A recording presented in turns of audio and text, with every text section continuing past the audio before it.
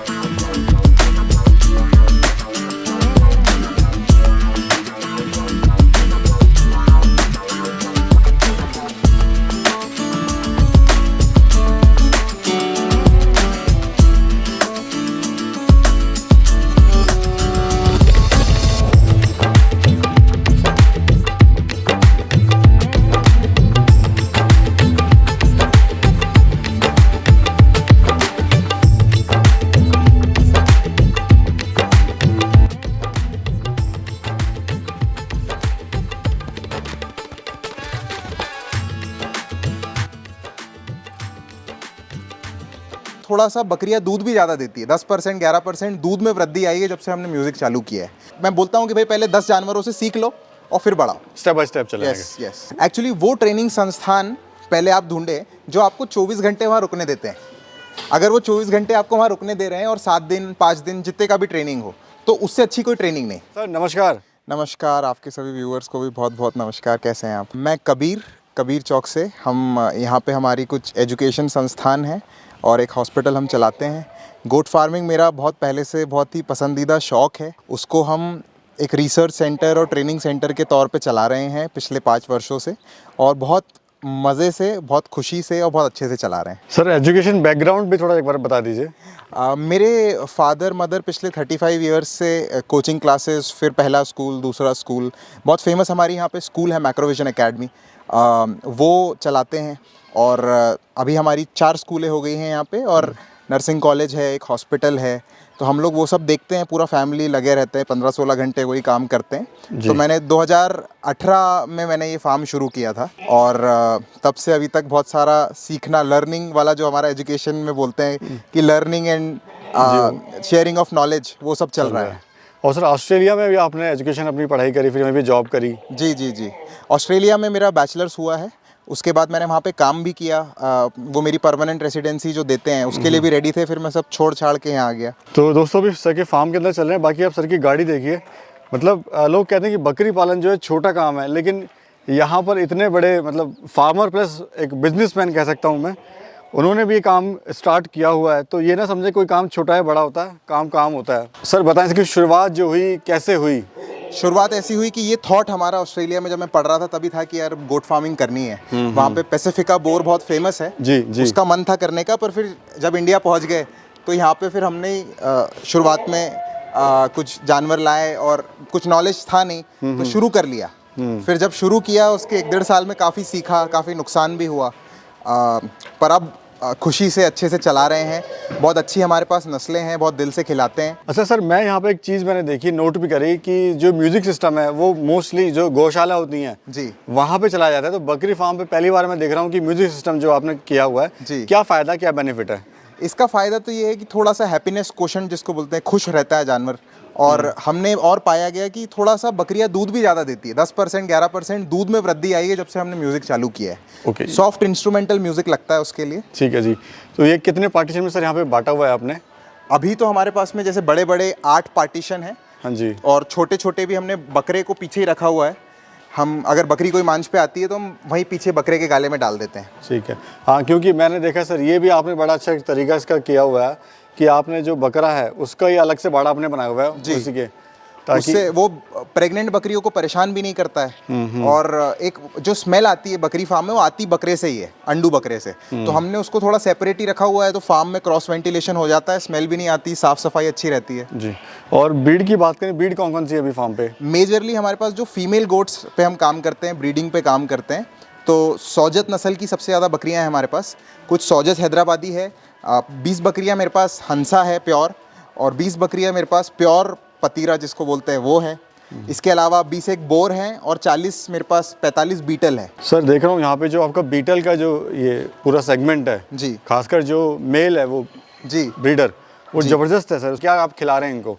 खाने पीने में ड्राई फॉडर भी और ग्रीन फॉडर भी, जो हरा चारा है वो भी बहुत अच्छे से देते हैं। पर नस्ल जो जीन जिसको बोलते हैं, जीनोजोम, वो बहुत इंपॉर्टेंट है। नस्ल अच्छी रहनी चाहिए, उसके लिए आपको थोड़ा सा इनिशियली ज़्यादा कीमत लगती है, पर फिर रिजल्ट भी उस हिसाब से आता है। तो भले ही आप कम जानवर से शुरू करें, पर अच्छी नस्ल पालें और उनको दिल से खिलाएं, तभी वो आपको आउटपुट दे पाएंगे जो आप उनसे एक्सपेक्ट कर रहे हैं। जी, कितना साल आपको हो गया इसको स्टार्टअप किए हुए? मुझे ऑलमोस्ट 5 साल हो गए हैं, 4.5 साल। ओह, कितनी बकरियों से आप शुरुआत करी आपने? शुरुआत हमने 500 जानवरों से करी थी। उसमें बीटल नहीं थी, उसमें सब राजस्थान की नस्लें थी। हमने एक व्यापारी से माल लिया था। ठीक है। बारिश उस समय काफ़ी लंबी चली, तो हमारे को 250 जानवरों का नुकसान हो गया था 2-3 महीने में ही। ठीक है जी। तो काफ़ी हमने नुकसान उठाया, पर हिम्मत नहीं हारी। धीरे धीरे सीखते सीखते सीखते सीखते अब स्टैब्लिश्ड है। अभी कितनी है टोटल गॉस? अभी भी 500 एनिमल्स हैं। हाँ जी। और अभी हमारे पास में फीमेल्स हैं ऑलमोस्ट 350। जी जी।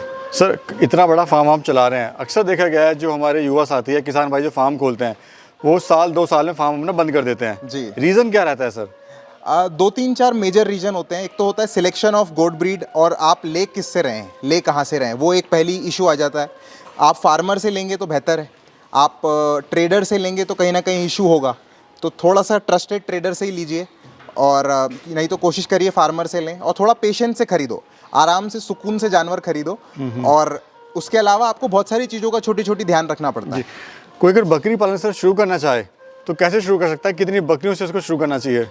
अगर किसी को as a second income source, यानी हमें बोलें कि भाई इससे पैसा ही कमाना है, अगर उस हिसाब से शुरू करना है, तो जिसको अगर इस चीज़ का एक्सपीरियंस नहीं है, तो मैं हमेशा यही सजेस्ट करता हूँ कि भाई पहले 5-10 बकरियाँ 6-8 महीने पाल लो। एक ब्रीडिंग साइकिल उनका पूरा निपट जाए, जो 5 महीने का गेस्टेशन पीरियड होता है, प्रेगनेंसी पीरियड, और 3 महीने का मिल्किंग पीरियड, वो एक आप पूरा समझ लो।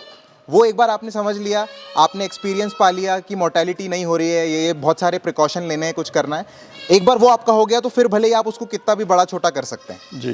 पर मैं बोलता हूँ कि भाई पहले 10 जानवरों से सीख लो और फिर बढ़ाओ, स्टेप बाय स्टेप चलेंगे। यस। सर, प्रॉफिट कितना हो रहा है? प्रॉफिट में ऐसा है कि आपको एक एक फीमेल जो है वो डिपेंडिंग ऑन दी नस्ल, जैसे हमारे पास बीटल में अलग है, सौजत में अलग है, क्योंकि यहाँ पे ये बकरियाँ दूध भी बहुत देती है, तो इनसे हम होने वाले फ़ायदे अलग हैं। उनका बच्चा ही बहुत महंगा बिकता है, क्योंकि वो हैदराबादी क्रॉस में खूबसूरत होता है, तो फ़ायदे अलग अलग होते हैं। एक बकरी मान के चलिए, आप अगर 30,000 की बकरी लेते हैं, तो वो आपको दूसरे साल से मिनिमम 30,000 का प्रॉफिट दे सकती है। अगर आप 50,000 की बकरी लेते हैं और एक्चुअल में उसकी वैल्यू 50,000 है, तो वो दूसरे साल से आपको 50,000 का प्रॉफिट दे सकती है। उसमें बहुत सारे फैक्टर होते हैं, मैं मोटा मोटा गणित बता रहा हूँ। जी। आपके फार्म पे जो बकरी की एवरेज है बच्चे देने की, वो कितनी है सर? नस्ल के ऊपर है। जैसे बीटल जो है वो मिनिमम 2 तो देता ही है। कुछ कुछ अच्छी नस्ल की बकरियां हमारे पास, वो 3 देती हैं। पहली बार में बकरी 1 बच्चा देती है। ऐसे ही सौजत में तो पहली बार में 1 ही आता है इन जनरल, फिर दूसरी बार में 1, 2, 3 डिपेंडिंग ऑन दी नस्ल। जी। सर, सबसे बड़ा जो मुद्दा आता है वो था मार्केटिंग का। हाँ जी। कहाँ कोई, क्योंकि फार्म तो खोलना बड़ा इजी है जी, लेकिन मार्केटिंग करना बड़ा मुश्किल है। हाँ जी। तो कहाँ मार्केटिंग कर सकते हैं, थोड़ा सजेशन दीजिए। मार्केटिंग में ऐसा है, अगर ब्रीडिंग सेटअप पे जाना है, जैसा हमारा है, जहाँ पे फीमेल ज़्यादा है, मेल कम है, और बच्चे आप बेचना चाह रहे हैं, तो आपको पेशेंस रखना पड़ेगा मिनिमम 18 महीने का, ताकि बच्चा जो आपके यहाँ पैदा हो रहा है, वो जब तक बच्चे देने की स्थिति में नहीं आती है, वो बकरी जो पट आपके यहाँ पैदा हो रही है, जब तक वो बच्चे देने की स्थिति में नहीं आती, तब तक प्रॉफिट पे बात नहीं होगी। और उस 18 महीने में क्या होता है, आपका फार्म ना आसपास के लोग आना शुरू करते हैं, देखते हैं, और फेमस होने लगता है। तो 18-19 महीने का पेशेंस है, फिर लाइन लगा के लोग अच्छी नस्ल खरीद के लेके जाते हैं। जी सर, मोटा मोटा कैलकुलेशन बताइए कि एक बकरी या बकरे को तैयार होने में कितना खर्चा आता है, कितना उससे मुनाफा हो जाता है, कितने टाइम में?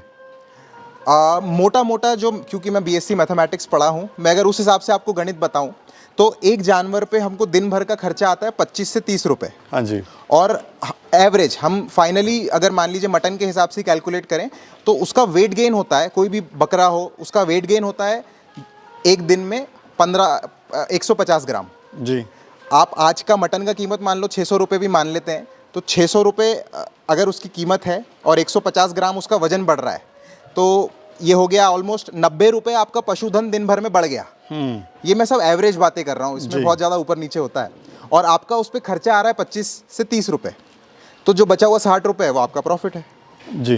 पर इसमें बहुत सारी कंडीशंस हैं, बहुत सारा ऊपर नीचे है, और बहुत ध्यान देना पड़ता है। फार्म का क्या एरिया है सर? फार्म का शेड है 20,000 स्क्वायर फीट में। अच्छा, अगर इस तरह का फार्म कोई बनाना चाहे, पहले मुझे बताइए क्या फ़ायदा है इस तरह के फार्म बनाने में? ये हमारा तो यानी 20,000 स्क्वायर फीट में इससे सस्ता फार्म नहीं बन सकता, ये मैं बार बार बोलता हूँ सब जगह, क्योंकि ये हमको पड़ा था उस समय 200 रुपये स्क्वायर फीट, और ये इससे सस्ता पॉसिबल नहीं है अगर हम इतना बड़ा बना रहे हैं, क्योंकि इसमें हमने कैची भी नहीं लगाई है। जी। थोड़ा सा क्रॉस वेंटिलेशन रहना चाहिए। बकरियों की एक दो ही बेसिक नीड है कि उनको गीला नहीं पसंद, तो मॉइस्चर बिल्कुल नहीं होना चाहिए जहाँ भी जानवर हो, सूखा रहे, और उनका आप लेंडी जो होती है वो प्रिजर्व करके अगर बेचना चाह रहे हैं तो आपको या तो आप एलिवेटेड शेड बनाएं, उससे अच्छी कोई बात ही नहीं है। तो लो कॉस्ट में इस तरह का भी आप बना सकते हैं अगर बिल्कुल, किसी के पास बिल्कुल, बजट नहीं है। बिल्कुल। सर कुछ जो लोग हैं वो बड़े असमंजस में रहते हैं कि ट्रेनिंग कहाँ से करें और क्या क्या बातें ज़रूरी हैं जो ट्रेनिंग में सीखनी चाहिए। हाँ जी। थोड़ा सा बता दीजिए क्या वो मेन पॉइंट है जो सीखे, क्योंकि आजकल से ट्रेनिंग के नाम पे ना पैसा लूटा जा रहा है लोगों से। बिल्कुल बिल्कुल। एक्चुअली वो ट्रेनिंग संस्थान पहले आप ढूंढे जो आपको 24 घंटे वहाँ रुकने देते हैं। अगर वो 24 घंटे आपको वहाँ रुकने दे रहे हैं और 7 दिन 5 दिन जितने का भी ट्रेनिंग हो, तो उससे अच्छी कोई ट्रेनिंग नहीं। आप 24 घंटे में बकरी को सुबह से शाम तक उसको क्या खिलाया जा रहा है, कैसे ध्यान रखा जा रहा है, कौन सी दवाई दी जा रही, एकम एक चीज़ आप अपने सामने देख रहे हैं। तो अगर इस टाइप की ट्रेनिंग जो आप 24 घंटे ले पाओ, अगर वो मिलती है तो वो बहुत अच्छी बात है। कुछ लोग वैसी प्रोवाइड करते हैं, हम वैसी प्रोवाइड करते हैं, तो वहाँ पे आप पूरा 7 दिन में उनकी दिनचर्या में बहुत सारी चीज़ें सीख ले जाते हैं। ठीक है जी, तो ट्रेनिंग जो है वो ज़रूर कर लें। बिल्कुल, वो बड़ा ज़रूरी है। प्लस रिकॉर्ड मेंटेन, सर आप मैं देख रहा हूँ जो रिकॉर्ड मेंटेन आप कैसे कर रहे हैं कितना ज़रूरी है। मोस्टली जो फार्मर हैं वो रिकॉर्ड मेंटेन नहीं कर पाते हैं। जी। एक्चुअली रिकॉर्ड मेंटेनेंस जब आप बकरी पाल रहे हो वो इतना ज़रूरी है, क्योंकि आपको मालूम होना चाहिए आपकी कौन सी बकरी हर 8 महीने में बच्चा दे रही है, कौन सी बकरी है जो बिल्कुल बच्चा नहीं दे रही है, कौन सी बकरी है जो पिछले 4-5 बार से एक ही बच्चा दे रही है।